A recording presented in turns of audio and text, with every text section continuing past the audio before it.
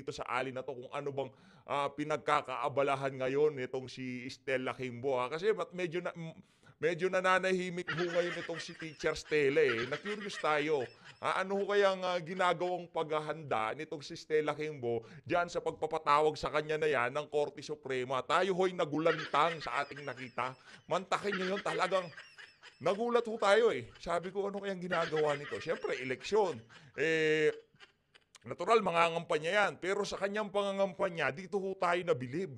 Ibang klase ho, yung tipong parang yung pinagkukuhanan niya ng pondo, parang bottomless. Ito na ho ba yung resulta ng pagpapakaaso nyo dito kay Tambaluslos? Ito na ho ba, yan ho ba, yan ang sinasabi natin. Yan ba ang resulta ng pagpirma sa impeachment ni VP Sara? Yan na ho ba yung 150 million para doon sa mga pumirma makakakuha ng napakalaking pondo na magagamit sa kanilang mga kampanya? Naku, kailangan ho nating pag-usapan to. Kailangan ho nating alamin kasi meron hong polisiya ang COMELEC. 'Di ba? Bawal mamigay ng ayuda o kung ano-ano pa mga kabalbalan itong mga kandidato na to. At base sa ating nakikita na yan, hindi lang ho yan. Siyempre, kailangan naman yan lang ipakita natin. May pasayaw-sayaw ka pa, walang yaka. Pumunta ka doon sa Korte Suprema, doon ka magsasayaw. Doon ka magpaliwanag. Ipaliwanag nyo sa sambayan ng Pilipino, sa mga sa mga biglang sumilip sa mga gusto nito, hindi ko kayo mabibigyan yan. Hindi ko kayo mabibigyan yan. Doon ka magpaliwanag, Stella Kimbo, sa Supreme Court. Huwag mo kaming daanin sa pasayaw-sayaw mo na yan. Sabihin mo kung sino yung nag-fill, naglagay ng figure doon sa mga blanco, diyan sa 2025 bicameral report, Sinong naglagay? Ngayon, pinapakuha na ho ang pangalan. Kaya panigurado, malamang sa malamang, yaang mga mandurugas na yan, hindi na ho nila malaman kung ano gagawin. Naghahanda. Nakita nyo naman ho kung paano trumabaho ang Korte Suprema. Nakita nyo ho, kahit anong paliwanag pa nila doon sa issue ng pondo ng PhilHealth, kahit ano pa hong depensa nitong mga walang yang nasa panig ng pamahalaan, hindi ho nakalusot at ipinapasaoli ho ngayon yung 60 billion na ilinipat galing PhilHealth papunta sa National Treasury. At sa tingin ho natin, magkaparehas na senaryo ang ating makikita dyan sa petition na yan nitong si Congressman Ungab at nitong si Attorney Vic Rodriguez. Paano na lang, di ba? Paano na lang? Kung wala ho tayong mga kandidatong kagaya nitong si Attorney Vic Rodriguez. Kung wala ho tayong matapang na kandidato kagaya nitong si Senator Bato de la Rosa. Kung wala tayong kandidato na may tunay na malasakit kagaya nitong si Senator Christopher Bongo. Grabe, napakalungkot siguro ng ating 2025 election. Ito pa ho mga kababayan, baka sabihin nyo, PH update, sa una lang yan. Tingnan nyo naman yan mga kababayan. Yung kung tawagin nitong si Erwin Tulfo, ang antipara nitong si Stella Kimbo, talagang matindi. Kumbaga, lagi niyang bit yung kanyang antipara, no? Tingnan nyo naman yan. May payakap-yakap pa. Si VP Sara, di gumaganyan. Siya ang pinagkakaguluhan. Kitang-kita yung kaplastikan nitong alin na to. Ibang klase ho talaga. Yan, oh. Meron ka pang nalalaman na fake news na ganyan. Naku, para wala tayong issue dyan, ipaliwanag nyo ho, kung sino ang naglagay ng figure at kung bakit merong blanco sa bicameral report. Yun ang ipaliwanag nyo sa Korte Suprema. Heto na siyempre, rekta na ho tayo dito kay Attorney Vic Rodriguez. Dito ho pala, kay muna tayo, update ho tayo. Dito kay Attorney Respicio, update ho muna tayo. Heto, sa mga nagtatanong kung ano na nga bang nangyari dito kay Attorney Harold Respicio. Ito pinaka-latest na update sa kanya. Sa internet, yung voting machines on election day, di ba? Pero isipin natin mabuti bilang mga Pilipino, kung merong mandaraya sa ating eleksyon ngayong 2025, manggagaling ba sa loob ng gobyerno o hindi? Alam nyo na ang sagot dyan. At kung galing sa loob ng gobyerno ang mandaraya, meron ba silang power na baguhin ang source code ng counting machines on the election day or even before that? Meron, kahit sabihin natin na dumaan ito sa independent audit. Ngayon, kung corrupted ang source code on election day at merong access sa internet, yun na lamang ang tanging paraan para ang isang mandaraya ng eleksyon ay baguhin ang resulta ng mga election returns. Tandaan po natin, habang nagbobotohan po tayo, ang ating automated counting machine ay hindi pinapakita ang live score ng makina na yon sa atin. Saka lang natin malalaman ang score ng makina na yon pagka-print ng election return. Kaya even before pagka-print ng election return, wala dapat access ang kahit na sinong masamang tao sa makina na yon. Dahil kapag may access ang masamang tao sa makina, baka yung lumabas na final score ay hindi yung totoong score na ibinoto ng mga taong bayan dun sa makina na yon.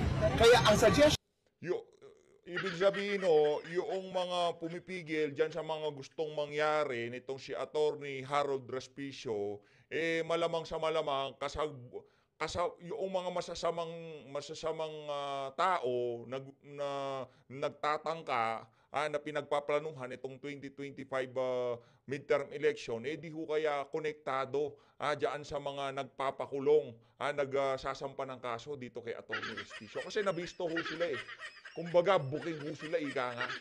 Kumbaga, nahubaran ho sila Di ba, nakita nitong si Attorney Respicio na, teka lang, bakit nakakunik kayo sa internet? During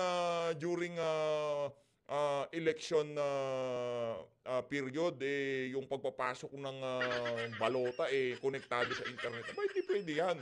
Baka habang pinapasok natin yung kandidato natin, itong mga kay Tatay Digong, bigla-bigla dahil nakakonekta sa internet yan, di ba? Hindi ko natin alam kung ano mangyayari. Pagka ho kasi kahit anong device, pagka ikinonekta nyo sa internet yan, hindi nyo na ho malalaman kung anong pinagpaplanuhan, yung mga masasamang taong sinasabi nitong si Attorney Harold, kung anong kanilang kayang gawin. Dahil yung mga independent auditor dyan, ang hirap ho nito, baka yung mga independent auditor, kaibigan ho nila yung mga taga-Malacanang. Kaya pagka sinabi ng mga independent auditor, approve, okay na yan. Kahit i-connecta nyo yan sa internet, hindi mapapasukan ng kung ano-ano yung ating election system na yan. Malay pa ho natin kung yun ang pinag-utos dito sa mga ano na to, di ba? Dito sa mga independent auditor na to. Simple lang. Huwag i-connecta sa internet.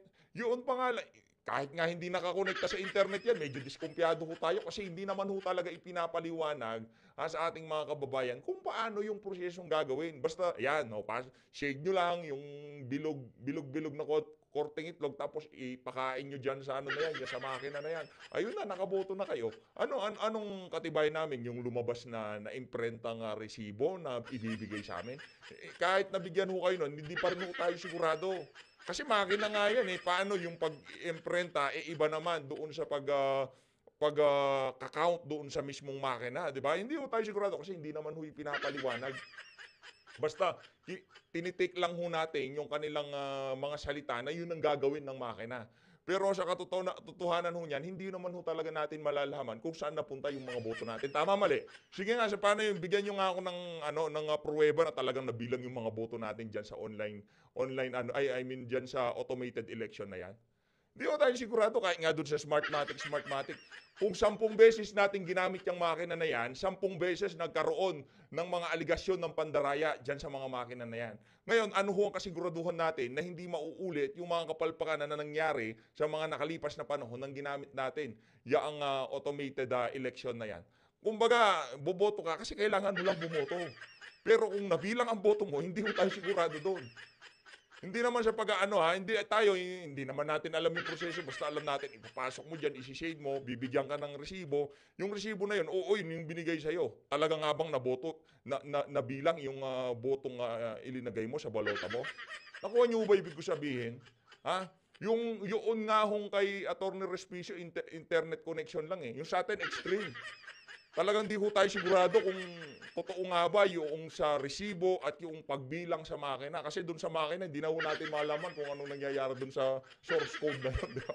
Baka pagka isinade mo itong si Congressman Rodante Marcoleta, mabibilang kay Pacquiao yan. O di naman ho kaya, pagka sinade nyo itong si Attorney Vic Rodriguez, mabibilang kay, kay Ping Lacson. Di natin alam. Ano yung natin, re-resibo? Naku, madali lang yan. Naku. tayo wala na hong tiwala dyan sa automated election na yun. Wala na problema kahit balik tayo sa tarahan, no? Ang daming bansa, tarahan yung kanilang ginagamit na sistema. Hybrid!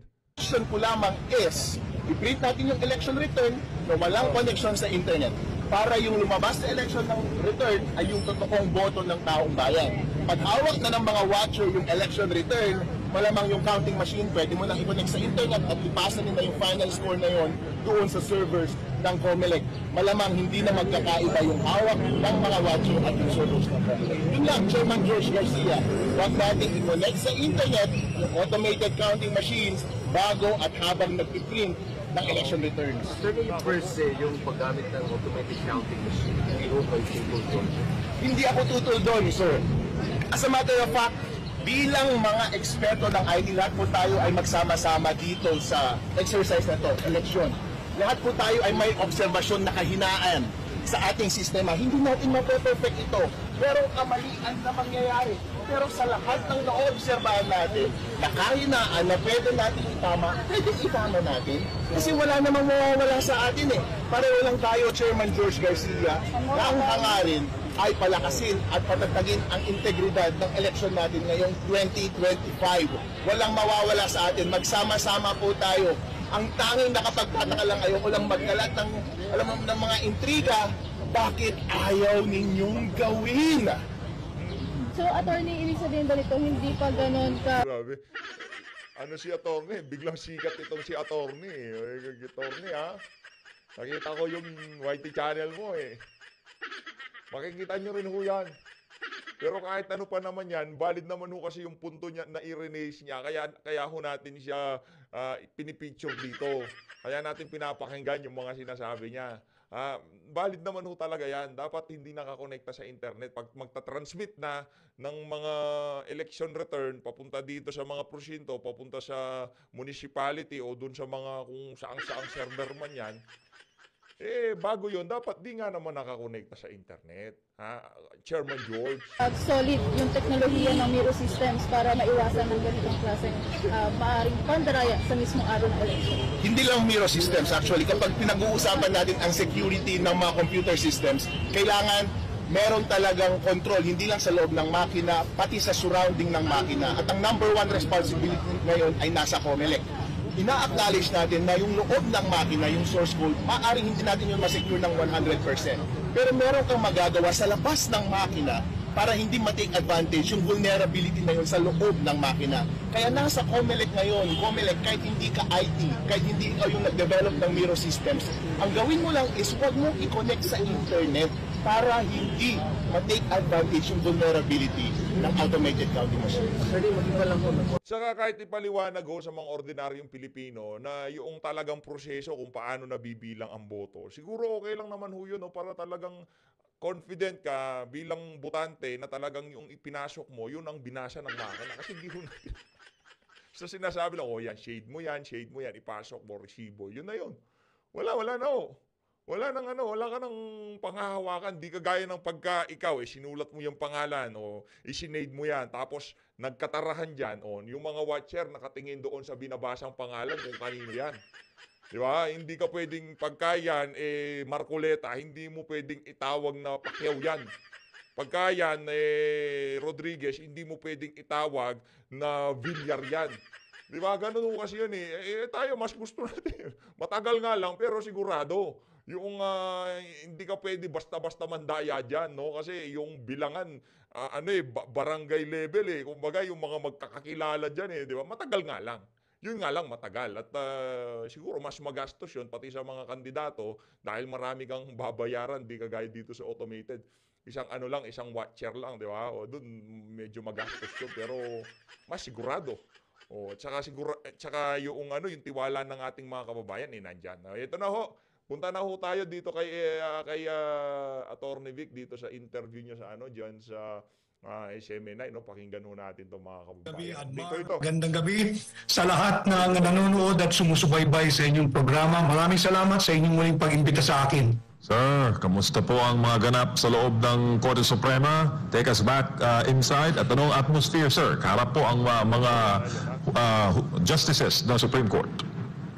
Okay naman, nandun yung si Chief Justice at nandoon din si Senior Associate Justice Marvic Leonen at nandoon din si Justice Ko. At yun nga, ang napag-usapan ay binigyan tayo ng 3 sunod-sunod na araw na kung saan gagawin ang oral argument diyan sa Baguio City on April 1, 2, and 3. Initially, MJ at Admar ay isang araw lamang, April 1. Subalit kanina ay mukhang na-foresee ng ating mga kagalang-galang na hukom, hindi sasapat yung isang araw dahil na rin sa amin siguro magiging argumento, sa magiging argumento ng respondents at sa magiging mga katanungan ng mga kagalang-galang na hukom.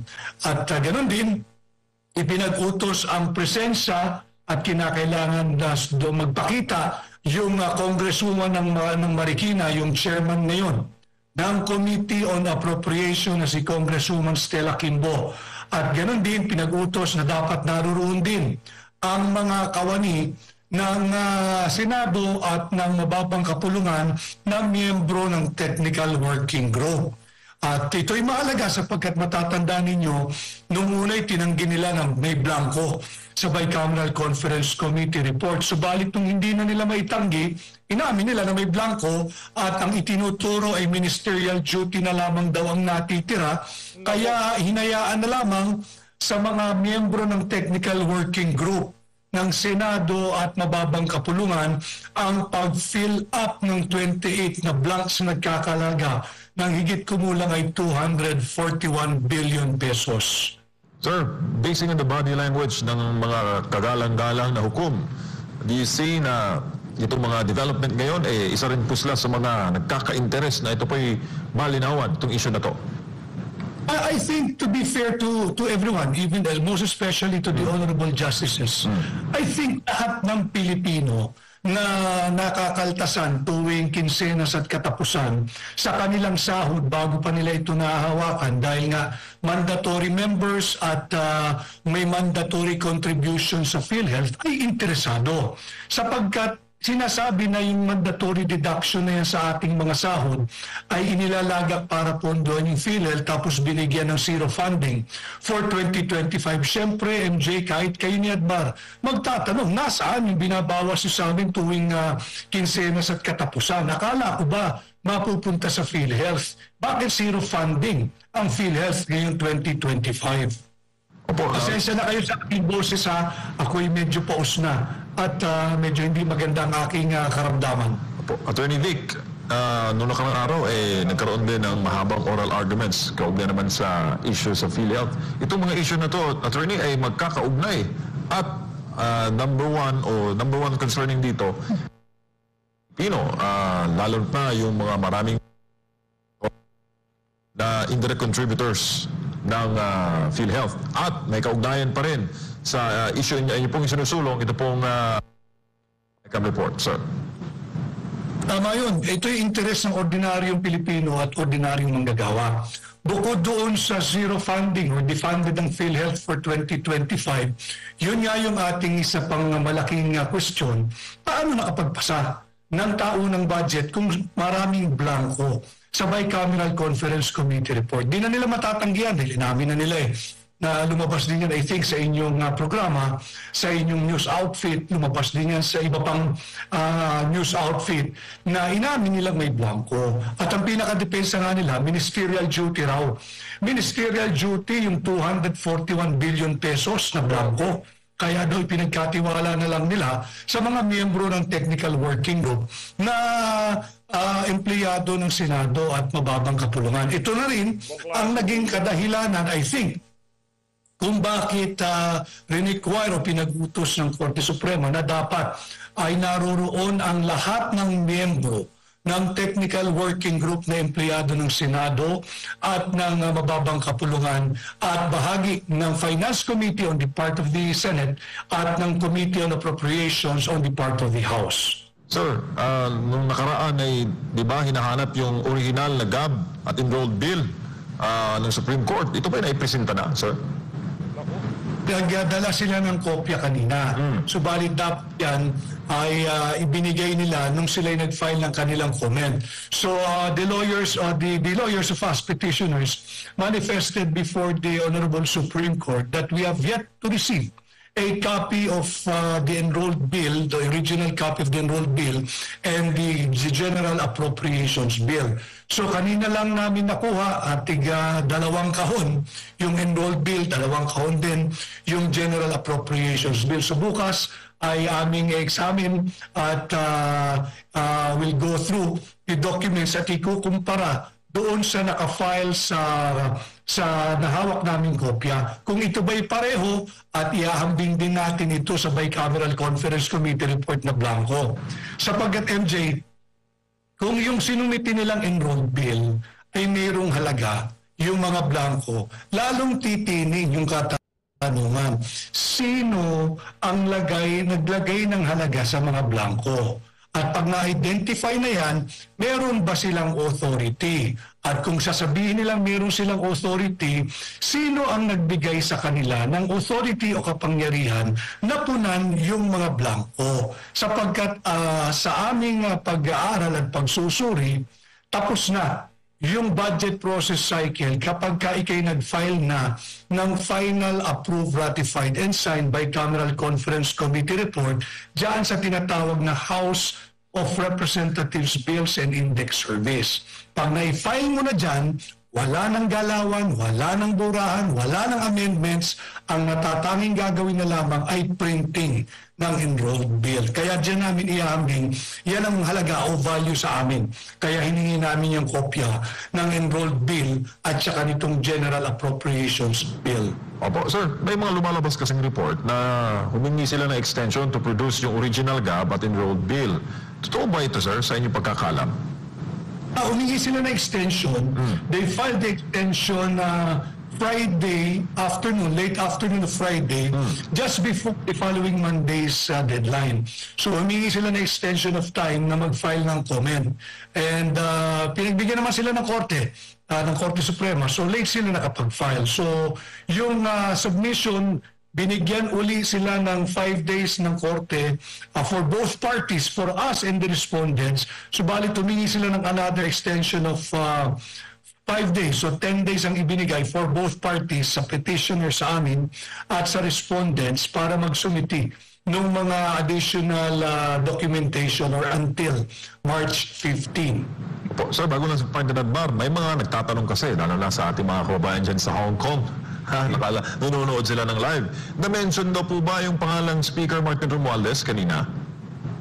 Dahil tinanong kung yung mga miyembro na yung Senate President ay kinakailangan din magpunta sa oral argument at yung Speaker of the House. Sinabi naman ng Korte Suprema, kung sila ay libre at may panahon, welcome naman sila. Kung hindi, they will be excused. So very fair naman yung Korte Suprema, and I think hahayaan na ng Korte Suprema yung Office of Solicitor General bilang abogado nila ng gobyerno na mag-argue on their behalf. Pero it's very specific din yung kautusan.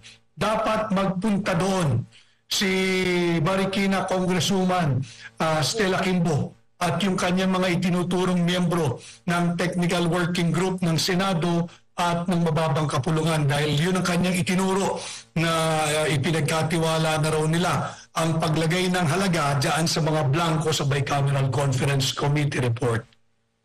Attorney Vic, magandang gabi, si Admar po. Sir, dito lang ako sa issue po dito sa PhilHealth, kaugnay nga po sa pagbabudget po dyan. Kahapon po sa oral argument, lumalabas at tinatanong ng mga associate justices kung yun bang hindi pagsama doon sa mga malinaw na, so doon sa Appropriation Section 37 ata po yun ng Universal Healthcare Law, kung hindi po yun ikonsidera, kumbaga sa pagbabudget ng pondo ng PhilHealth, bakit daw may magkakaroon pa ng political negotiation considering nandun na sa batas. Sa inyo pong pagkakalam, sa mga ganito po na fix na nasa batas, ilang porsyento ba yun mula sa PCSO, ilang porsyento mula sa PAGCOR? Kailangan pa ba yan magkaroon ng political negotiation sa side po ng Kongreso na nakasaad na po malinaw dun sa batas ang dapat na share para po dito sa PhilHealth? Bilang abogado, we're talking here of the 2024 na ginawa ng Executive Department, kinuha yung 60 billion. Initially, 89.9 billion yan. Sa aking pag-aaral, automatic kasi yung quarterly remittance. May share ang PhilHealth at yung ayon sa Universal Healthcare Law, may automatic share or appropriation ang PhilHealth galing sa PCSO at PAGCOR. Quarterly yan. Pati yan hindi nila binigay. And I think, I am not talking about the case that we have filed before the Supreme Court, but rather following and replying to your question, Admarano, hindi pwede kasing amindahan ng isang appropriation bill kagaya ng 2024 General Appropriations Law. Sa aking legal mind, hindi dapat walang puwang na mapapayagang amindahan ng isang appropriations law yung existing Republic Act. Dahil ang isang batas dapat embracing only one title at isa lang ang din ang pinapangtakay o tinutukoy niyan. Kung appropriations bill lamang. Hindi niya pwedeng amindahan all other existing Republic Act. Ang nangyari sa tingin ko, noong 2024 budget na nakaraang taon, inaamyendahan noong General Appropriations Law, pati yung iba't ibang charter ng GOCCs. Kaya nila nalimas yung tinatawag na unused or unutilized funds ng mga GOCCs. Kinuha nila eh. Kaya nga di ba nakuha nila yung PhilHealth dahil hindi raw ginagamit at ang kanilang prinsipyo, it's either you use it or you lose it. Pero nakalimutan nila, katangi-tangi kasi yung PhilHealth. 80% ng pondong nakokolekta mula sa yung sin tax revenue. Galing yan sa tabako, yung mga gumagamit, yung mga sweetened beverages, yung mga alcoholic beverages, 80% yan ng pondong yan dapat pupondohan yung ating Universal Healthcare Law kasama na yung PhilHealth. Kaya laging may pondo ang PhilHealth. So yun yung storya nung 2024 pagkuha ng 60 billion ng PhilHealth. And it seems na marami na rin ang justices na naririnig naman natin sa oral arguments na nakakapuna, mali yung ginawa ng Executive Department. Opo. Sir, malinaw din po yung budget doon sa Universal Healthcare na dapat lang ay intended lang talaga para sa kalusugan. So kumbaga, kung ito'y maililipat sa ibang mga proyekto, lalo na ito kasi intended lang talaga sa kalusugan, ilalagay mo sa infra o iba pang mga proyekto, hindi na ito sumasang-ayon dun sa mismong pinakabatas niya. Malversation of public funds yan. Sapagkat specific yung batas gagamitin mo lang yan for healthcare or anything health-related and wellness of the Filipino people. Katangi-tangi kasi yung mandato ng batas na yan. Ang pera ng PhilHealth dapat ngayon ubusin nila pero sa health lang, sa kalusugan at kaligtasan ng Pilipino, katangi-tangi yung mandato ng PhilHealth. Paano ubusin ang pera niyan? Palawigin mo yung scope of services. Ako nga, lagi kong sinasabi, to include even yung assistive devices, kagaya ng saklay, ng tungkod, ng wheelchair, whether motorized or manual, pati yung aparato na ginagamit sa hagdan para makaakyat baba yung mga person with disability o di kaya yung mga may karamdaman. Dapat yan i-include na lang at pinalawig pa yung serbisyo ng PhilHealth. Pero maling-mali na gamitin mo yan pang-maintain ng mga highways, pondo na tinatawag na Panay Negros Guimaras Highway. And it was discovered, it was unearthed through the Honorable Lady Justice Ami Lazaro Javier na fully funded pala yung Panay Negros Guimaras Bridge, 174.5 billion na inutang sa Export-Import Bank na Exim Bank ng Korea. Bakit kailangan mo i-augment yan ng pera mula PhilHealth? Fully funded.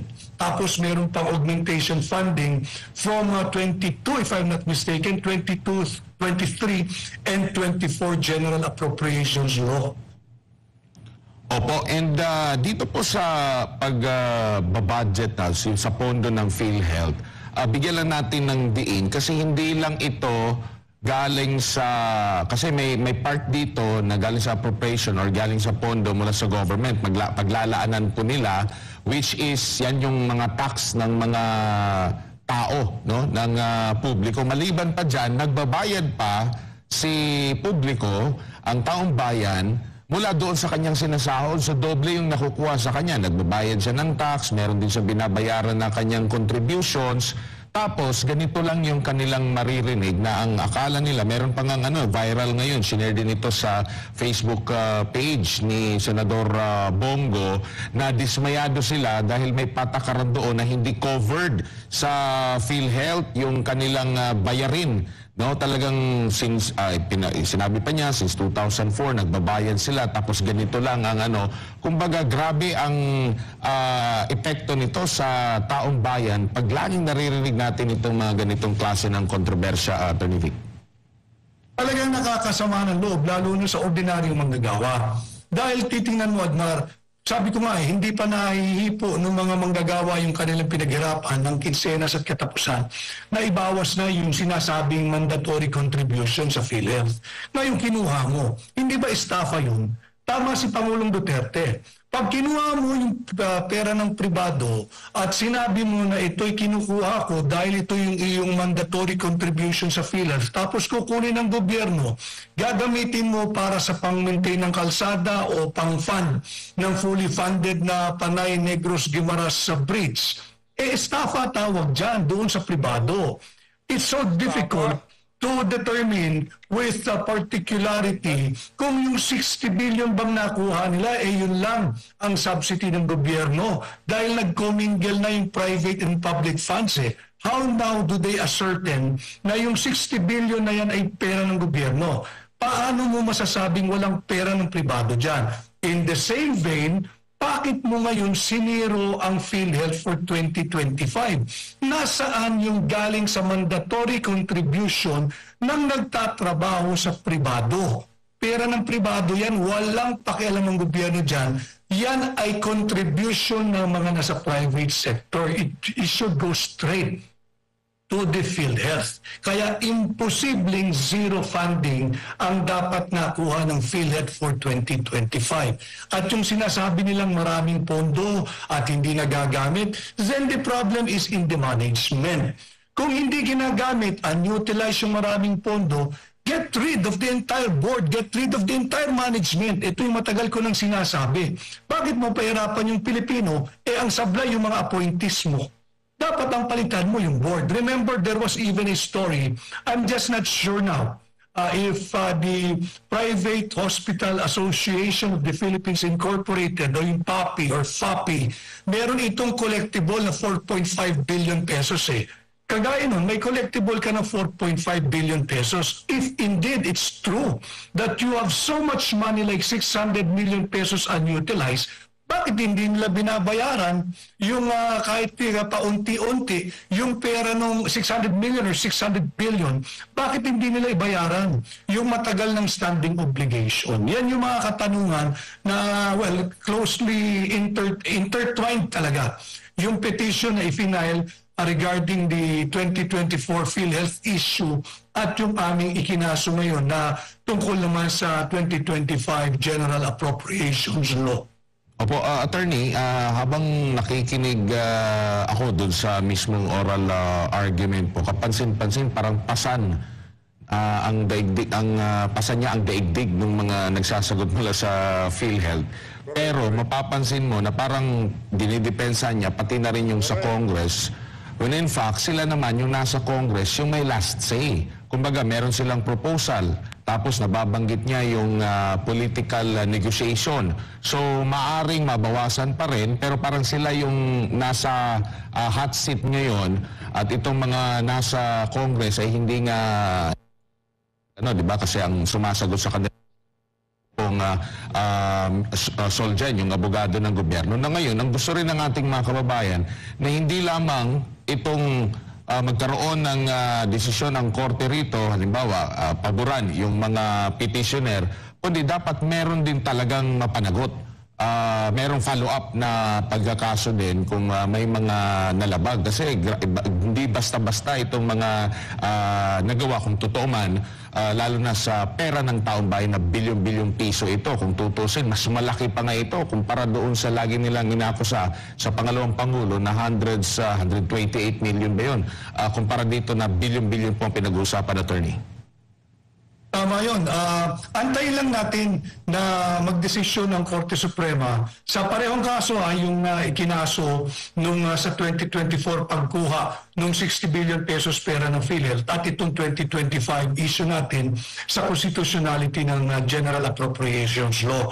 At pag yan ay hopefully sana kami umaasa na madeklara parehong unconstitutional yung ginawa para maisunod na yung kasong kriminal ng mga nagpanukala na kunin yung pera ng PhilHealth for 2024 at ito ring 2025 sapagkat tama yun, kaya interesado ang mamamayang Pilipino. Alam mo, lagi kong sinasabi, yung isang ama, hindi na niya matiis na gutom yung kanyang mag-anak na pilitang magnakaw ng isang latang sardinas, diretso siya sa kalaboso. Ang tawag agad sa kanya ay suspect o dili kaya ay kriminal. Pero pag bilyong-bilyong piso kinukuha mo, ang tawag sa iyo, honorable. Pag sasagutin mo pa sila, kinakailangan your honor. So dapat ito'y matapos na, matuldukan na, and we can only hope for the best dito sa mga nakabimbing kaso sa Korte Suprema. Grabe no, dito sa administrasyon na to talagang pinutakti ho sila ng reklamo sa Korte Suprema kasi wala na ho tayong iba mo pagsumbungan eh. Diyan sa House of Representatives, lahat ng congressman pinagkakaisahan nila sa bayan ng Pilipino. Sa Senado, hindi naman sila makapalagyetang ba? Wala ho talaga yung tipong mag-iimbestiga in aid of legislation sa Senado. Kaugnay dito sa, ang tawag dito sa kulang-kulang